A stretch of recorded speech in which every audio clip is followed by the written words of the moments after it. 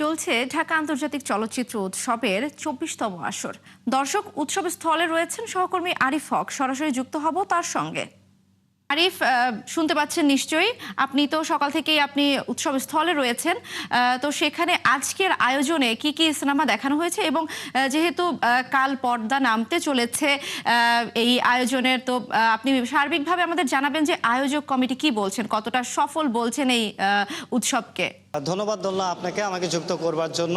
যেমনটি আপনি বলছিলেন যে আসলে আয়োজন বেশ সংগঠকরা অনেকটাই সন্তুষ্ট এবং গতকাল থেকে যেহেতু সরকারি ছুটি ছিল, গতকাল শুক্রবার থেকে কিন্তু দর্শক সমাগম অনেক বেশি হচ্ছে এবং আজকে জনপ্রিয় সেগমেন্ট যেটি বলা হয় আন্তর্জাতিক চলচ্চিত্র উৎসবে, সেটি হলো যে মাস্টার ক্লাস, সেটি কিন্তু আজকে পরিচালিত হয়েছে। আজকে তিনজন গুণী মানুষ মাস্টার ক্লাস নিয়েছেন। ক্রোয়েশিয়ার চলচ্চিত্র নির্মাতা আলেকজান্ড্রা মার্কোভিচ, তিনি নিয়েছেন মূলত প্রামাণ্যচিত্র সম্পাদনা নিয়ে মাস্টার ক্লাস এবং প্রোডাকশন ডিজাইন নিয়ে মাস্টার ক্লাস নিয়েছেন লিটন কর, একজন নামকরা আমাদের খুবই সুখ্যাত প্রোডাকশন ডিজাইনার এবং আর্টিস্ট।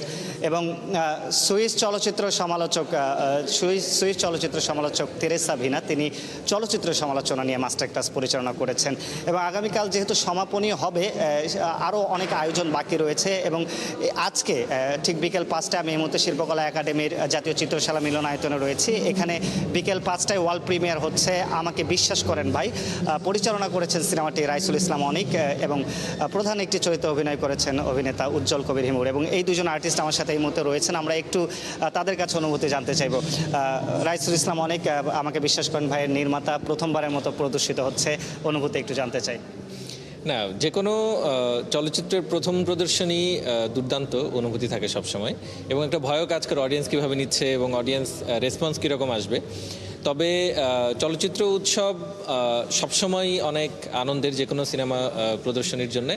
আশা করি যে বিশ্বাস করেন ভাই অডিয়েন্স দেখে খুব পছন্দ করবে এবং রেসপন্স খুব ভালো পাবে ইনশাল্লাহ।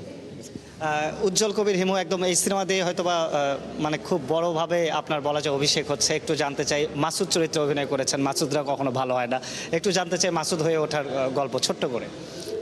মাসুদ তো আসলে সব জায়গায় বাটপার। এই সিনেমার চরিত্রের গল্পের নাম মাসুদ, সে একটু বড় ধরনের বাটপার। তো মাসুদ মানে সারা পৃথিবীতে, সারা বাংলাদেশে যেভাবে দেখছেন মাসুদ তো কখনো ভালো হয় না, ওই সে মাসুদ চরিত্রটা আমি করছি ভাইয়া।